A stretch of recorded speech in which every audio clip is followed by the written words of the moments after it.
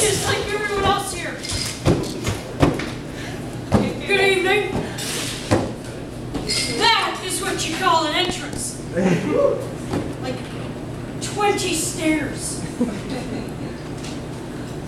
Good evening. I would use a microphone, but there's 8 of you. Come here, chair. How are we tonight? Woo! Not bad.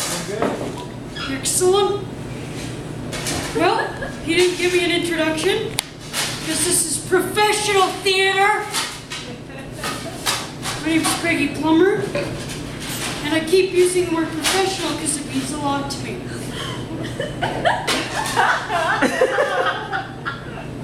I'm a professional karaoke singer, which is why I dare not lip sync, even at an event that is specifically designed for lip sync. Call me a rebel. Before I get started, tell you all about myself, and before the 8, 9, 11 of us go on a fucking quest, there's something I've been thinking about for the last 37 minutes. I have a question for all the bald men of the world. Bald men, where does your face end? Give an answer, I'll be upstairs. 20 stairs. I didn't count them. I'm just really good like that. As I said, I'm Peggy Plummer. I'm a professional karaoke singer. Live my life like the lyrics of a Nickelback song. Okay? Surviving only. Of course, like the dream. Did you get that, camera?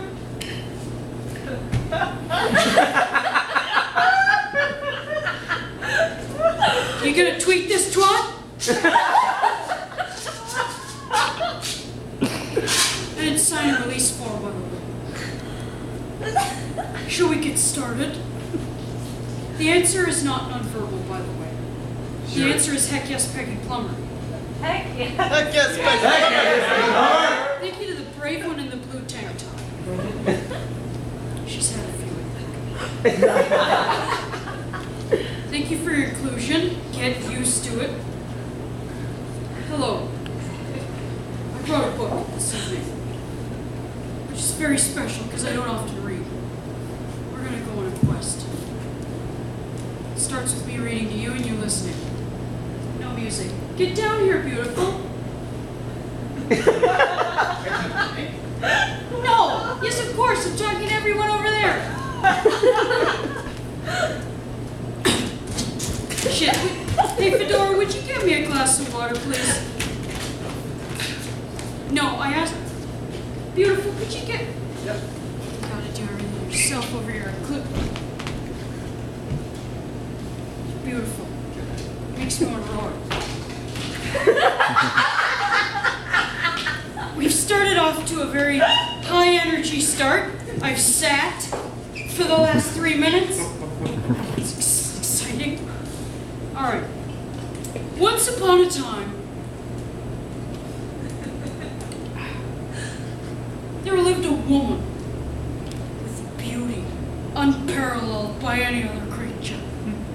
A specimen with features that would make the gods kneel before her and cry to the heavens ejaculations of joy and appreciation.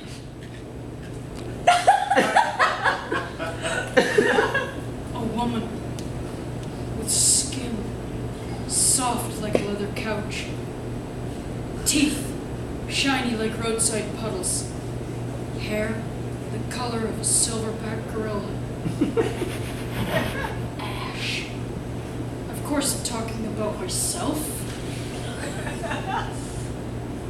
This woman, I'll stand. This woman, although devastatingly gorgeous, had one downfall. She had impulse control issues, which led her to do socially inappropriate things. This personal issue, for a tender and blossoming young woman, had proven to be social and romantic suicide. A few of her impulses included farting with her mouth inexplicably, slapping hams in the grocery store, and dry heaving when excited or aroused. Our hero knew that in order to be set free, she must be like everybody else. And this is where you boo. Boo. Hear me out. She knew that she needed to embark on a spiritual quest to find the magic that would make her normal. Alright, so I'm gonna get everyone on this side.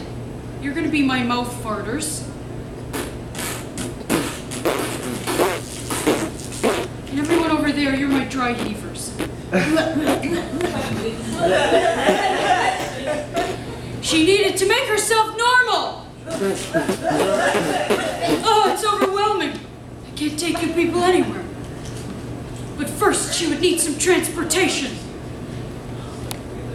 So she called upon her finest... What did I call upon my finest what? Mackenzie? My finest Mackenzie. She would ride Mackenzie all the way on her journey. But first, I take it you're Mackenzie. Okay. I needed transportation, so she called for Mackenzie, who would drive her. What do you want? You want me to jump on your back, or do you want to drive? You can jump on my back. All right. So we'll imagine that you're on all fours, and I've jumped on your back. But first I need to speak encouraging words to Mackenzie. So I groomed her, polished her fur, her hair, put some lotion on your legs, and I gave her encouraging words such as, Go for it. I told her to go for it. I told her to go for it. Of course, the energy was still high, and I was off, riding Mackenzie into the sunset. I need some music. You look like a musician. You got the pants, musician's pants. I need like a song. Oh, I'm not. Just ask for that right now. He's high as fuck right now. I need a song. Every time I ride Mackenzie into the sunset, I need a song. Lowrider by War. Sing it.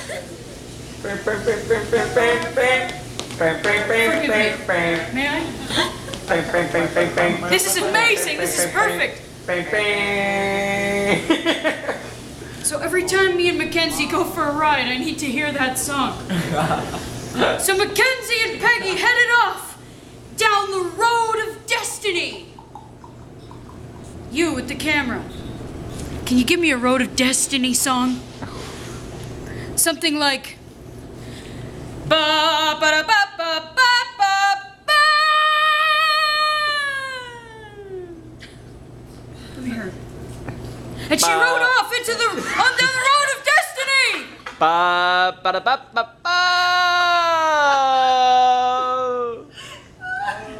The quest was epic. We had a really good start, I think. What do you think? Yeah. My faithful steed, Mackenzie. Feeling lost, the ladies knew that they would need to seek advice from the wise old gourd who lived in the Garden of Answers. And the gourd was named Jess. Jess. Jess was a wise gourd. She was a calm being who was mostly still. But when a stiff wind... Let me fucking hear it. Blew. She would sway to and forth, and fro and to, and around in circles. And it sent her gourd partner down also. The chair that the gourd was sitting on was not assembled correctly. We're missing a screw or two. Can we get a screwdriver? One of those IKEA cranks? Something. Is everyone all right? Does anyone know first aid? The gourd has been hurt. The gourd was a solid structure, made in the fall. normal. A representative of toughness. You never know what's going to happen in the Garden of Answers. I told her. Thank you. Very well. First he's checking out our technical issues, now he's mending furniture. The fuck can't you do?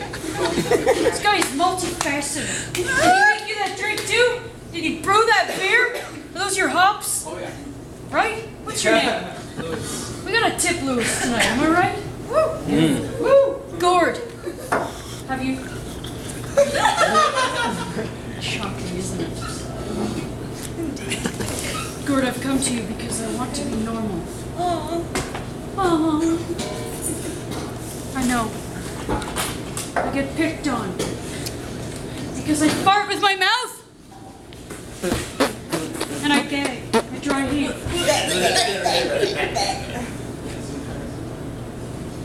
But the Gord knew that this may not be the answer.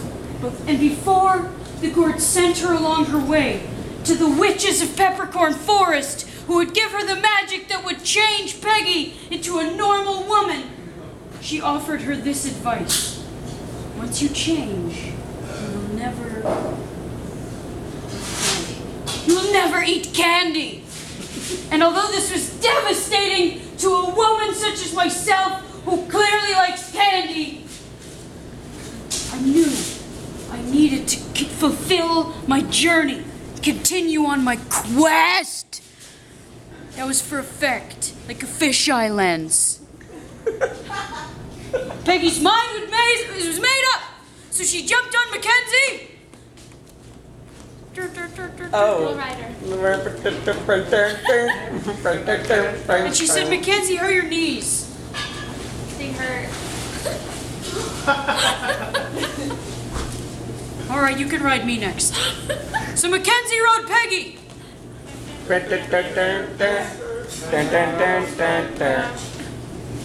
Time was ticking. And minutes turned to hours. But soon enough.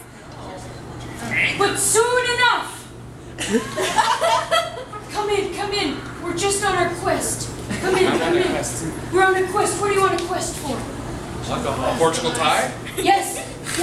Did they win? They won No, tonight. they fucking tied. Oh, they tied. Well, that's a form of belief. Uh-oh, we're in the wrong neighborhood for a Portugal tie. This is bad.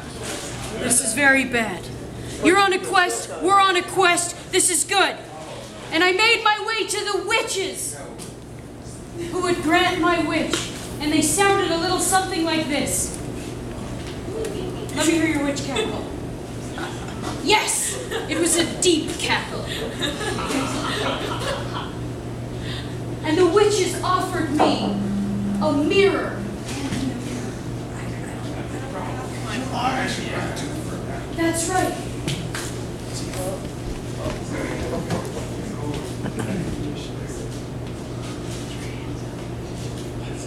And the witches offered Peggy a mirror and said, before you change yourself for good, everything I do.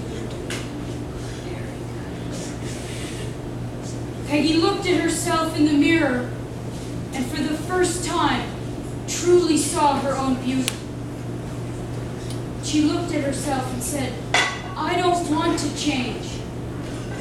I don't want to change. I love me. Love me.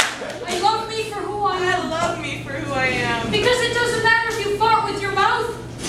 It doesn't matter if you blowing your mouth, And it doesn't matter if you dry heave. but it does matter. Oh, that's not the premise. The mirror left, but Peggy was still left with her own reflections. And she decided, no, fuck it. I like me. Okay? I'm not gonna change. I'm gonna go now.